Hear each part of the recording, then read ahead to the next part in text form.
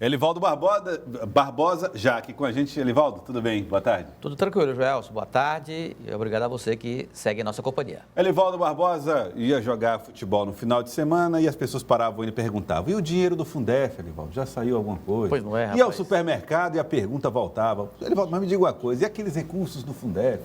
Quando o Estado vai pagar para os professores? Era ou não era, Elivaldo? Exatamente, precisamente essa indagação que mais me chegava, Joelson. Direto. Seja na feira, supermercado ou no esporte, enfim, por onde a gente andava, ou mesmo na cobertura normal do jornalismo, na Câmara, na Assembleia, enfim. De fato, essa era sempre a grande dúvida. E sempre foi o desafio do governo. É bom que se diga que na gestão passada, a governadora de então, Regina Souza, fez um esforço muito grande para destravar a parte mais burocrática, a liberação do recurso que acabou acontecendo, porém, a efetivação do pagamento ou do repasse para quem de direito ainda não foi feito. Mas já tem data. Dia 14, foi divulgado pelo governador, ao lado da sua equipe de Fazenda e Educação, falando a respeito da liberação desse dinheiro. Vamos entender mais que dinheiro é esse, como é que cada um dos servidores vai receber, numa entrevista aqui no estúdio com Emílio Júnior, ele que é secretário estadual de Fazenda e já está aqui com a gente. Secretário, boa tarde, seja bem-vindo. Boa tarde, Joelson, boa tarde, Elivaldo, boa tarde a todos aqueles que nos assistem aqui no Jornal do Piauí, né? Muito obrigado, secretário. Primeiro, o pagamento está certo para o dia 14, como vai ser feito? Olha, quando o governador anuncia, já virou uma lei, né? Nós temos que agora se virar nos 30 para a gente cumprir essa questão dessa meta. Mas com certeza foi uma meta que a gente trabalhou, discutiu, né?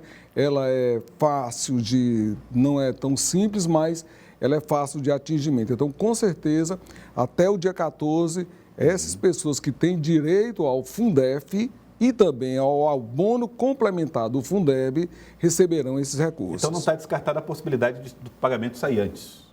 Até o dia 14, né? O prazo máximo é dia 14. Até o dia 14. Agora, explique para o nosso telespectador de onde vem esse dinheiro. Que dinheiro é esse que surge para dar esse complemento de renda aos trabalhadores da educação?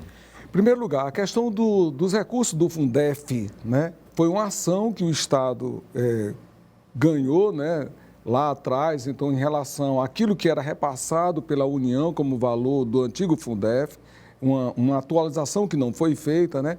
E o Estado ganhou essa ação e parte desse recurso que está sendo pago ao professor, né, que é 60%, que foi aprovado até uma lei, vem desses recursos de um precatório do Fundef.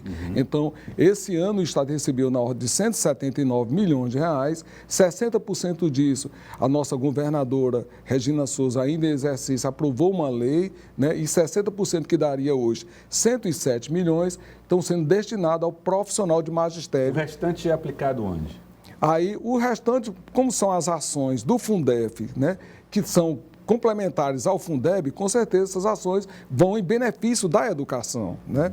E só lembrando que a questão do Fundef, ele é um pouco trabalhoso em relação ao cálculo, porque eles são daqueles profissionais de educação que estiveram no Estado do período de 1997 até 2006. Né? Ah, é? 10 anos, Então, os recém-concursados, portanto, estão fora, né? Estão fora. Então, no estado depois de 2007. Quem estava no Estado de 1997 até 2006. Então, você imagina que muitos desses servidores já se aposentaram. Então, é tanto que a maioria desses recursos são de servidores que hoje estão aposentados, né? É lógico que tem servidores que ainda estão na ativa, receberão, mas também tem aqueles ex-servidores que saíram do Estado, não têm conta e tudo, então tudo tem esse processo trabalhoso dessa apuração para preparar esse pagamento. Nem todo mundo está fazendo parte da administração do Estado, portanto, o acesso às informações dele não é tão simples. Exatamente. Mas no caso de morte, então, secretário, um servidor que morreu, eventualmente, quem tem o familiar, quem está ali legitimamente constituído na família, pode acessar esse recurso? Aí, como ele tem direito à questão do inventário, né, geralmente é nomeado inventariante, né, e com certeza aquele inventariante receberá essa questão desses recursos, né? Então, vai sair justamente assim, um normativo, né, será colocado à disposição pela Secretaria de Educação de como esses servidores, que não são aqueles que estão já no dia a dia, que receberam esse crédito direto, poderão receber esses recursos. Quando né? você fala de crédito direto para quem está na ativa, significa dizer o quê? Que vai cair na mesma conta que ele recebe o salário. Exatamente. Aqueles que o Estado, né, já tem hoje, por exemplo, já paga o aposentado, né, que já tem uma conta, já paga o ativo, já tem uma conta, então não há dificuldade em identificar quem é esse servidor, né? Porque ele já é a mesma matrícula dele, tanto faz se é a matrícula que está sendo paga hoje como a anterior é a mesma matrícula, hoje ele já tem a conta, então não vai ter dificuldade. A dificuldade hoje é justamente para aqueles que realmente saíram do serviço público, estão às vezes cedidos, né? Essa coisa toda, mas... Certo. Em relação ao Fundeb, quem ainda tem direito a receber o remanescente, aí a sobra de 2022? Aí esse aí é justamente assim, aí esse já pega justamente os servidores que estão na ativa, né? Então quem está afastado da sua atividade de ensino, né, ou está aposentado, não recebe. Então, no ano passado já foi pago mais de 135 milhões, né? E esse ano, isso é um complemento que foi colocado da ordem de 35 milhões de reais. Então, esse aí é para as pessoas da atividade. Essas que estão na ativa, Fundeb com B Fundeb, no final. isso. Mas os dois fundos têm o mesmo papel, né? Que é garantir recursos para melhorar a educação. Esses recursos são todos federais? É uma coisa que às vezes a gente chama, por exemplo, quando você fala a questão do Fundeb, né, que é antigo Fundef, às vezes a gente diz que isso ele é federal, mas na verdade a maior parte mesmo ela é custeada por todas as receitas dos estados e municípios, né? O estado ele entra com um complemento, na verdade a União ele entra com um complemento, que na verdade é uma parte menor, mas os estados e os municípios é que cada receita que entra, 20% dessa receita vai para o Fundeb. Então, por exemplo, no estado do Piauí, de cada R$1 que você paga do IPVA, que a gente está tratando, 20% desse valor vai para o Fundeb. De cada R$1 que você paga do ICMS, também vai para o Fundeb. Então, todos esses recursos é o que forma o fundo do Fundeb. E no município, da mesma forma. Né? E aí tem a questão do FPE também, daquilo que entra do FPE do Estado, 20% vai para o Fundeb, que é transferência do Estado, que vai também para os municípios, né? O FPM também. Então, assim, o Fundeb em si, a sua grande maioria, mais de 80%, é bancado, né, com recursos Estado e municípios. Entendi. Divaldo? Secretário, no início dessa edição, o Joelson mostrou aí umas mensagens do governador Rafael Fonteles, dando conta de uma mensagem que está sendo elaborada, ou já foi elaborada, e que será encaminhada para a Assembleia na próxima semana, e que trata de isenções do IPVA para motocicletas, para motos. Qual a dimensão desse projeto, que o governo pretende, como ela vai ser efetivada do ponto de vista da aplicação dessa nova regra, quando aprovada lá no Parlamento? Ok.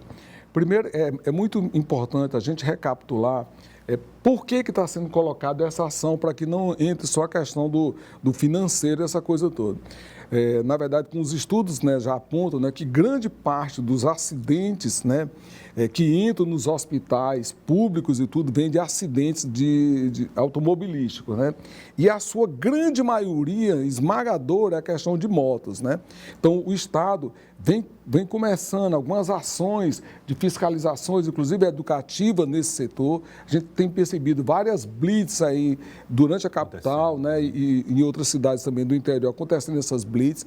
Mas é importante também o poder público, o interesse não é arrecadar ou cobrar, mas sim proteger a população, né? Tanto proteger a população de que tem acidentes, como também de ter um bandido girando na cidade de maneira legal e essas blitz possam ser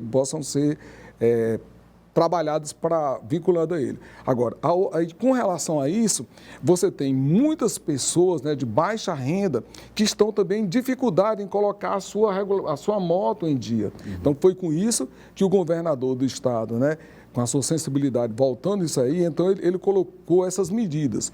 A primeira delas é voltada para aqueles proprietários. Só lembrando, essa medida ela atinge proprietários de motocicletas de até 170 cilindradas, né?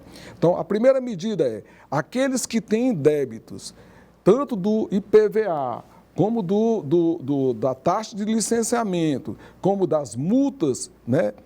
Tanto do Detran como da Secretaria de Transporte, ele vai ter uma redução, um desconto de 90% do valor desse débito. Então, só recapitulando a questão da multa, porque às vezes a pessoa fala da multa, essa não é aquela multa do município de Teresina, da S-Trans, ou de algum município de outra cidade, né? Ou da Polícia Rodoviária Federal. São as multas que são de responsabilidade do Estado, né? Então, mas se você pega o IPVA, taxa de licenciamento do Detran e essas multas, você vai quitar elas por 10% do valor. Então, isso, o Estado está dando toda essa redução para fazer com que esse proprietário de moto possa se regularizar e não venha, às vezes, reclamar, porque é um valor muito alto.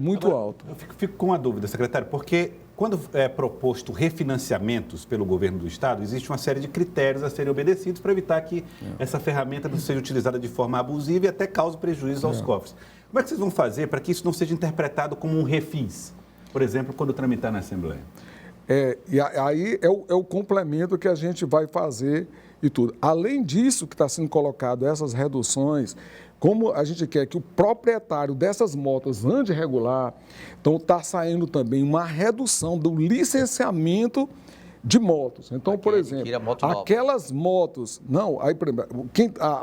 o licenciamento normal da moto, que hoje essas motos de até 150, que a gente vai ampliar para 170 cilindradas, eles pagam em torno de R$ 73,44 por renovação, taxa de licenciamento.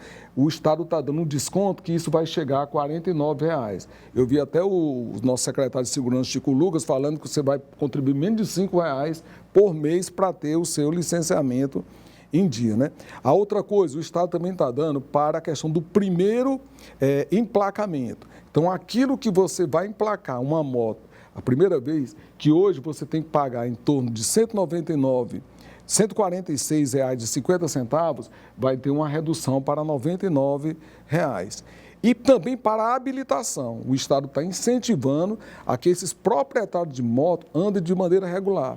Então, para o proprietário de moto, o Estado está saindo de uma redução de R$ 302,40 para R$ 199,00.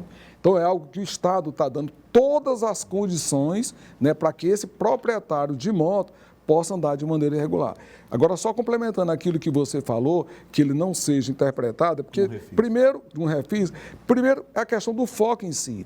E o outro é que o Estado vai estar fiscalizando. Então, amanhã, né, se você for pego numa blitz, se você abordado alguma coisa, você não vai poder reclamar, porque o Estado também vai fazer as suas ações, né, voltado para coibir que ele ande de maneira irregular. Isso tem efeito do ponto de vista de recuperação de crédito para o Tesouro Estadual, secretário? Para você ter uma ideia, o valor, quando a gente fala assim, é um volume significante, são mais de, por exemplo, você tem, a gente está atingindo aí um público algo em torno de 600 mil motos no estado do Piauí, mas quando a gente pega, por exemplo, a taxa de renovação do licenciamento, no ano passado, isso aí representou algo na ordem de 20 milhões de reais, né? Agora, tem a questão do IPVA, mas só lembrando que aí mais um item que eu estou colocando, que já foi colocado, e vou querer ratificar aqui, que no Piauí também, motos de até 170 cilindradas, a partir de 2023, não estão mais pagando o IPVA. Né? Então, assim, não vai ter essa questão do âmbito daquilo que você diz. Por quê? Porque esse ano também, a partir desse ano, inclusive o IPVA não está sendo mais cobrado. Entendi. Não é que você está abrindo mão de receita do que deixou de ser pago. É uma concessão que está sendo feita a partir de agora. A partir de agora. Então, a partir de agora ele não vai mais pagar nada do IPVA. Então, o senhor, né, e o próprio governador Rafael Fonteles, como especialistas em fazenda, já botaram tudo isso na ponta do lápis, quanto é que isso está custando para o Estado. Quanto é que vocês estão abrindo mão de dinheiro para garantir que isso possa garantir regularização no trânsito, né? Olha, se a gente for falar assim de uma arrecadação potencial, isso poderia chegar até uns 30, 40 milhões de reais, que é o potencial se todos realmente pagassem no prazo. Porém, como nem todos pagam, isso aí estaria numa ordem de mais ou menos uns 15 milhões por aí. Podemos dizer que o governo está pagando 15 milhões para garantir um trânsito mais organizado e pessoas dirigindo motocicletas legal, né? legalizados. Exatamente. E outra coisa, e o mais significativo, o Estado está pagando para você andar legal, para o Estado querendo lhe proteger, porque você, né, andando de maneira regular e tudo, você vai sofrer menos acidentes, né? E lembrando também aquilo que o governador falou, né? Além dos processos legais, de você ter a carteira, o documento em dia, mas também, assim, se afastar daquilo que a lei proíbe, né? Questão da bebida, dirigir, né? Que é outro foco que o Estado, nas fiscalizações, vai trabalhar muito isso aí. Tá. Uma última dúvida para a gente terminar, secretário, dúvida de telespectador, em relação aos dinheiros do Fundef. A pergunta é se os viúvos e viúvas têm direito automaticamente a receber o dinheiro daquele falecido que era servidor da educação no período entre 97 e 2006. Se essa matrícula dele tiver atrelada à matrícula mãe desse período, não vai ter dificuldade. Agora, caso tenha, vai sair um cadastro para ele colocar, e geralmente ele é um inventariante, ele tem uma decisão judicial, algo que leve isso aí para ele. Então, é algo que a gente também já está se organizando para não ter muita perda de tempo em a pessoa se cadastrar para isso aí. Sim. Eu só queria aproveitar seu programa, falar também do IPVA normal. Né? 2023, né? Que venceu a primeira parte. Então, assim, o Estado, quem pagar o seu IPVA de maneira integral, até o final desse mês, o Estado está concedendo um desconto 10%. de 10%. Eu e Elivaldo já perdemos os 15, né, Elivaldo? Perdemos os 15. já perdemos. Quem sabe, vou apostar nos 10. Muito bem, obrigado. Então, fique atento, tá? Você que não pagou ainda o IPVA, pode aproveitar, pagar integral até o final de fevereiro com 10% de desconto, né? Obrigado, viu, secretário, pela participação aqui. Joelson, eu queria agradecer a Elivaldo, assim, em nome do governo do Estado, em nome do nosso governador, né? A gente, nós nos colocamos à disposição, né? A Cefaz também se coloca à disposição, sempre que tiver a oportunidade, né, de a gente aproveitar esse grande meio de comunicação para divulgar as ações do Estado, as ações da Cefaz, a gente está à disposição. Obrigado, secretário Emílio, secretário de Fazenda, obrigado pela participação.